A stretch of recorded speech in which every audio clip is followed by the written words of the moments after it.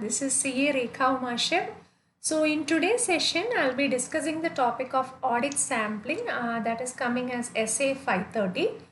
So today's topic, I'll be telling you about what is audit sampling, what are the different terms that is associated with audit sampling, that is audit, what is the sample size, what is the population, subpopulation stratification, and what are the different methods or different approaches to sampling, what are the different techniques employed for doing the sample selection, then what are the factors that affect the sample size, and what are the factors that has to be taken into consideration for doing before the auditor starts with the sampling process. Then about sampling risk, what are the factors that is affecting sampling risk, and different approaches. Within different approaches of sampling itself, we have statistical and non-statistical sampling. So again, we'll talk about what are statistical sampling risk and non-statistical sampling risk. So we'll be going through all the small terms about all the terms associated with sampling. So now I'll start with audit sampling. What is audit sampling? So definition wise, if I have to say, audit sampling is if I'm applying the audit procedures to less than 100% of the transactions, then it is called as a sample. Say for example, in the previous traditional audit, few years back, traditional audit, what they used to do was they used to check upon all the transactions that were given to them, all the transactions present. So there was a complete routine checking happening. So what happened was there was a lot of effort involved, lot of time involved, and it was very effective, but at the same time, a huge effort was required to complete the audit. So again, now because of sampling, audit sampling, what the new method of audit sampling, what it tells is, I'm applying, there are audit procedures that has to be applied in order to obtain the audit evidence and finally arrive at the conclusion by the auditor. Now, in order to apply the audit procedures, I need not apply all the audit procedures on the entire transactions. I can select few and then apply. So, it is application of audit procedures to less than 100% of the transactions. That is basically what is audit sampling is all about. So, we'll go in detail. So as I told you, audit sampling refers to application of audit procedures to less than 100% of the items within the population of an audit relevance. So this, I think I can give you a better example, like even in our house, like when we cook. So for lunch, when we cook the rice, actually it is a normal practice. We do not actually go and check each and every grain of rice whether it is cooked or not, right?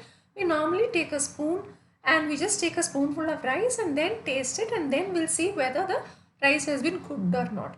So what happens here is, this one spoon of rice, whatever I am taking to check whether the rice has cooked or not, is actually a sample. I'm just taking a sample, testing it. If it is cooked, that means what? The entire rice which I have put for boiling, it is also cooked. That means what? This one spoonful of rice, or this one spoon, is a representative of the entire rice that has been kept for cooking. So if this is cooked, that means the entire rice would have been cooked. I can reach a conclusion that the full pan that is kept for boiling, or the complete quantity of the rice has been boiled. So same thing applies to auditing also. It is, if I'm applying the audit procedures to less than 100% of the items or 100% of the transactions in a population. A population means it consists of n number of transactions, all the transactions of audit relevance. Then such term is called as an audit sample. Now, in audit sampling, each and every unit has an equal chance, or maybe all the units will have a chance of getting selected. Similar to the rice example I gave you, I can take it from anywhere. It is no specific method that I have to take it from here. I could also follow, but I can also take it from anywhere, right? So similarly in sampling also, all the sampling units will be having a equal chance of getting selected. So normally this sampling, why we do is in order to obtain the audit evidence. So because of this sampling, the auditor gets a reasonable assurance on how to draw the conclusions about the entire population. Say there's 1 or 5, 10 transactions I verify. This 10 transactions give the auditor insight or reasonable, or it gives the auditor a reasonable basis to reach conclusion about the entire population. So how should I select the sample? This 10 transaction should be representative of the population. it should represent the other 100 transactions. Then only I can reach a conclusion based on the verification of these 10 transactions. So in order to provide the auditor with a reasonable basis to draw the conclusions about the entire population. So the basic or the crux of this audit sampling is that I am applying the procedures to less than 100% of the transactions from a population of audit relevance. Population of audit relevance means all the transactions which are such that it is necessary to achieve the objective of audit. So I am selecting the particular sample from a population so that I am able to achieve the audit objective. It is not that I am selecting from some population some kind of sample. It is of relevance. It is a relevant population from which I am taking a sample, and these samples should be selected in such a way that each and every sample that I select should be representative of the population from which it is coming.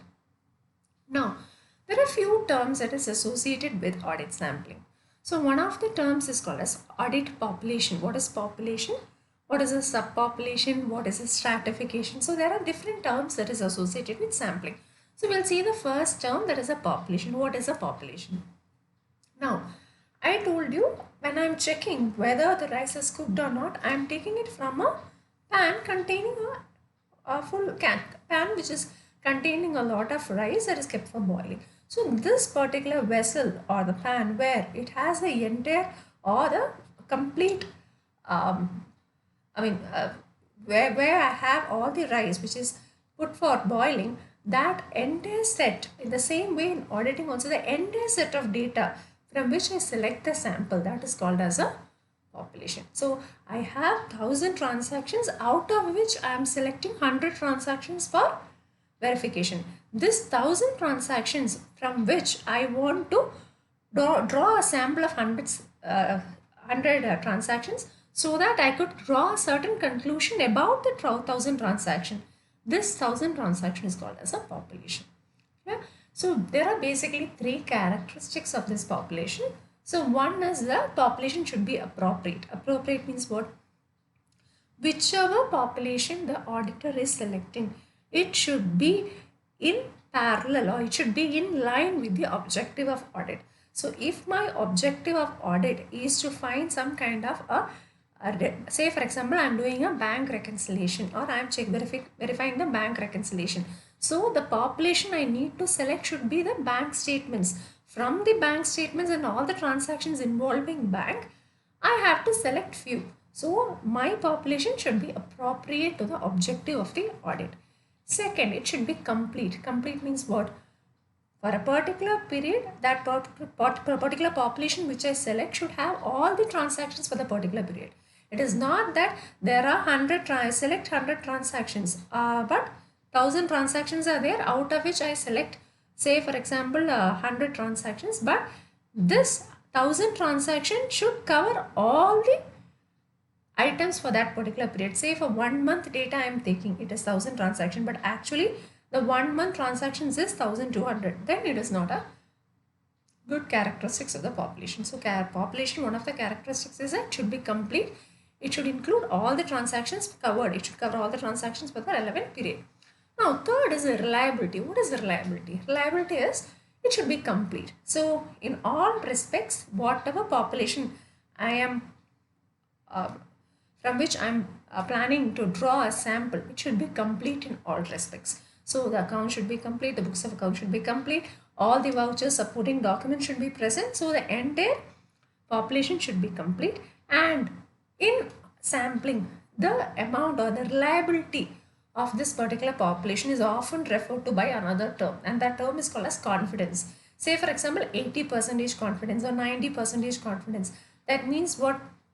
This population, whatever sample I am taking from this population, if I perform some audit procedure on that particular population, on that particular sample, it will give a result which will be representative of the population, because all the elements or all the samples or all the items in the population is reliable. I can rely on that.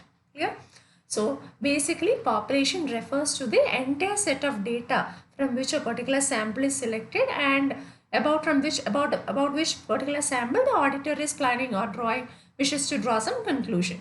Now, characteristics wise, it should be accurate, complete and reliable. Appropriate, complete and reliable. Appropriate in the sense it should be appropriate to the objective of audit. Complete means it should include all the transactions for the entire period, and also reliable.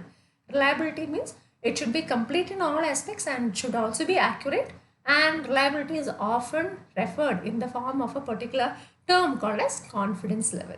So we have seen what is the population, what is the different characteristics of a population also, and now next we will go to the next terms associated, few other terms associated with sampling. One is what is an audit sample.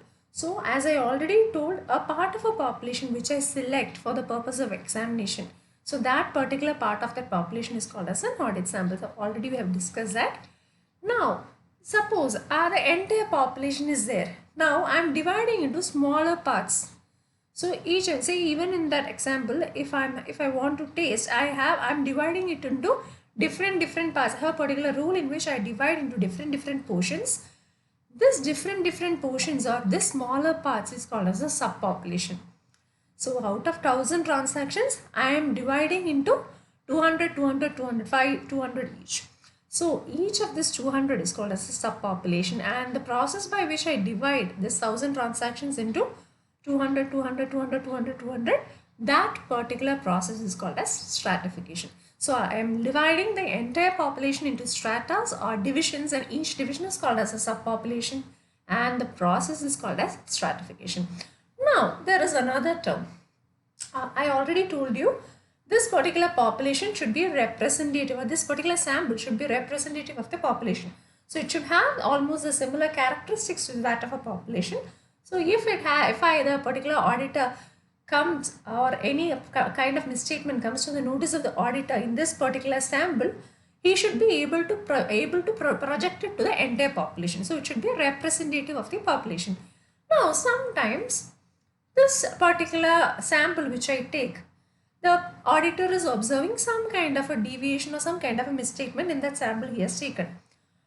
Now that means sometimes it is not very representative of the, or demonstrably it is not representative of the entire population or the deviations in the population. Say for example the sales, say for a 1 month, for a month sales that has been taken, and out of that 1 month sales, say it amounts to 1 lakh, total turnover is 1 lakh for that 1 month.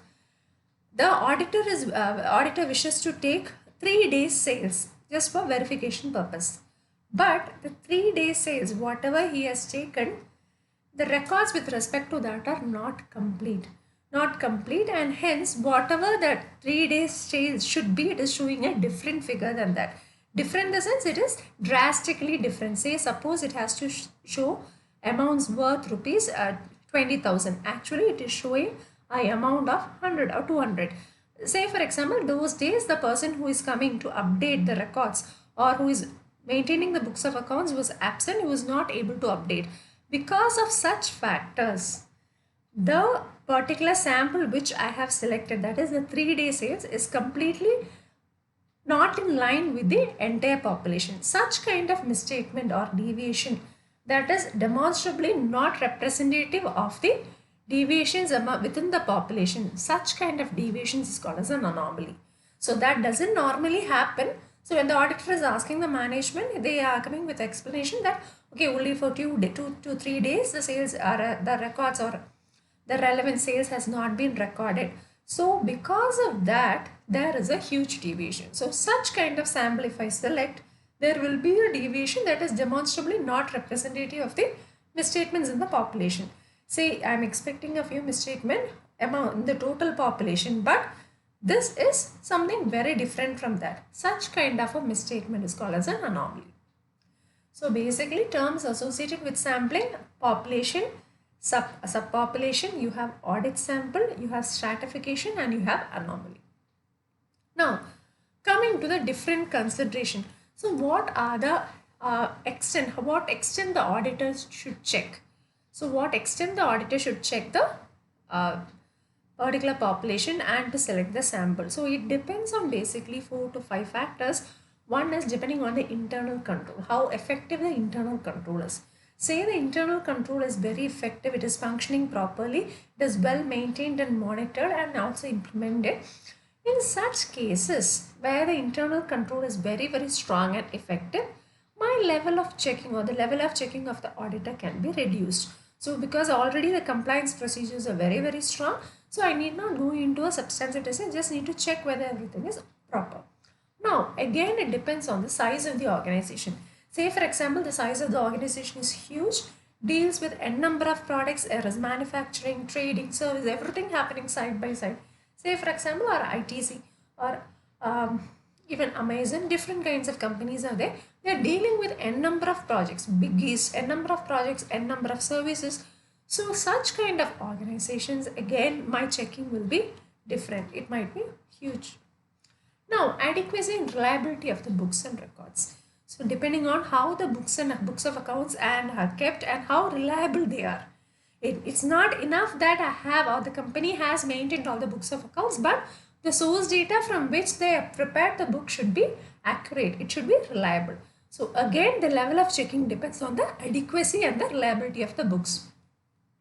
The next one, it depends upon the tolerable error range. Say it is something similar to our risk appetite. So how much risk the company is able to take or willing to accept. Similar to that, you have a concept of tolerable error range.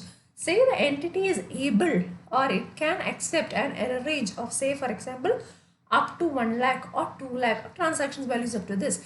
Then again, depending on the total value of the transactions and the tolerable error range, what error or to what extent or what amount of error the particular company or entity is able to accept or engulf in such a factor also gives such kind of tolerable error range also is taken into consideration for coming to a conclusion or for doing what extent of checking the auditor has to do. So again, tolerable error range is if the tolerable error range is huge or the company is able to accept more misstatements or it has a more risk appetite. In such cases, it also affects the extent of checking of the auditor. Now again, a degree of desired confidence.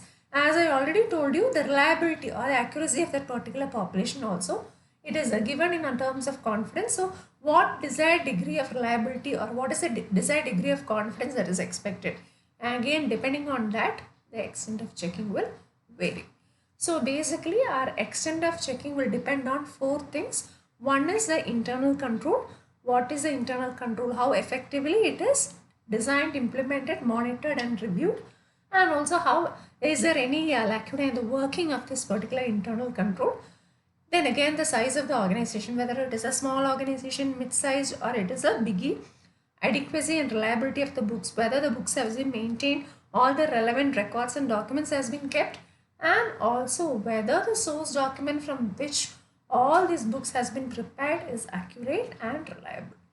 And also the error range, tolerable, what error they can accept, and also the degree of desired confidence. So depending on all these consideration, taking into consideration all these factors, the extent of checking of the auditor will vary. Now again, next we move on to the next topic. Like we have just gone through what is audit sampling, what are the different terms associated with audit sampling, and what are the considerations depending on, that affect the extent of checking of the particular auditor. Now the next topic is approaches to sampling. So basically there are 2 approaches to sampling. Broadly, if I can say, there are 2 approaches. One is a statistical sampling and one is non-statistical sampling. So we'll see what are the different approaches to sampling. One is statistical sampling and one is non-statistical sampling. And to say what is statistical sampling, as the name indicates, it involves some kind of statistics. It uses a probability theory or it uses mathematics and probability theory to determine the sample size. So basically this approach to sampling is based on how the auditor determines or how the sample size is being determined. So basically, depending on how the sample size is obtained, there are 2 approaches. One is statistical, one is non-statistical. Statistical, as the name states, it uses a probability theory to determine the sample size and evaluate it. This Again, since it uses mathematics, probability, statistics, it is a more scientific method. More scientific method means where, say for example, I have a population where there are n number of similar items. Large number of items are there, large number of transactions are there. Most of them are routine transactions, kind of similar transactions. In those cases, I can use this kind of a sampling, statistical sampling. So all large transactions are there, at the same time similar transactions. So I can use some kind of a formula or theory to take the sample or to obtain the sample size. So the sample should cover all the transactions. It should be representative. At the same time, its number of transactions are also more. In such cases, I use statistical sampling. Now, say for example, sometimes these transactions involve only test of controls, that is compliance testing. It is no, I need not go into the next level of testing or test of detail, substantive testing. I need not go. Why? Because I want to check the controls first. Sometimes if the controls are very effective, I need not go in depth with the test of details. So in such kind where the transactions involved compliance testing, again I use statistical sampling method.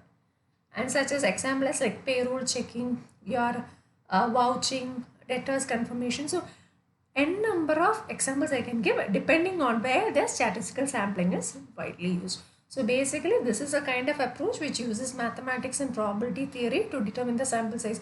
There is a specific scientific method. So now when I told scientific method, obviously there will be some advantages compared to selecting a sample based on the auditor's judgment. Say I am using my judgment to select a sample and there is another predefined method like a mathematical approach to select a sample. So obviously there will be a different, right? Firstly, there will be human error. When I select, there could be error. So the detection risk there. Risk involved when a particular auditor selects a sample using his particular judgment and using a particular scientific method will be definitely different. That's one. Again, there is another thing is when I am selecting a sample, say there are 1,000 kind of transactions, I might be sometimes biased to take few transactions which are kind of okay, good transactions, or which are kind of clean. There is no kind of a fraud or no kind of any a problem with those kind of transactions. And I might just check those transactions and come to an opinion and give a unmodified opinion or a clean report. I can be biased. But using this method, it is a very objective method. There is no kind of bias happening in this kind of a method. So again, that is another advantage of statistical sampling. So this approach uses a probability theory to determine the sample size and also evaluate the same using the result. And this is a more scientific method, as I told you. It is widely used where there is a large number of transactions, routine transactions, large number of items, and each of the particular item is similar to each other. And also when they are involved, transactions which involve compliance testing, in such kind of cases or in such cases also I go for statistical sampling.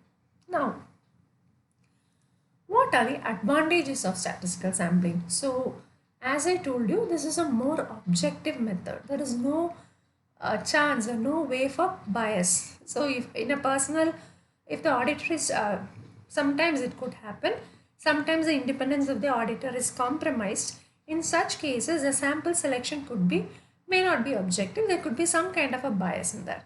So only the clean transactions, only few transactions will be selected which might not even represent the population, but these transactions are more or less straightforward in nature. So I can just go through the transactions and directly give an opinion based on that, and it might be a clean report also. But this particular sample selection will be more objective. There is no kind of a personal bias here.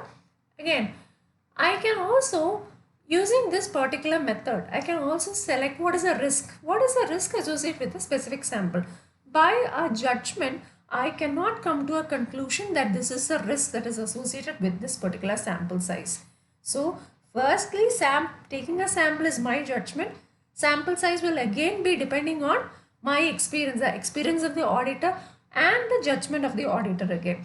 So, but each and every sample size I cannot associate to a particular risk, but this is a particular method where each and every sample can be associated to a specified risk.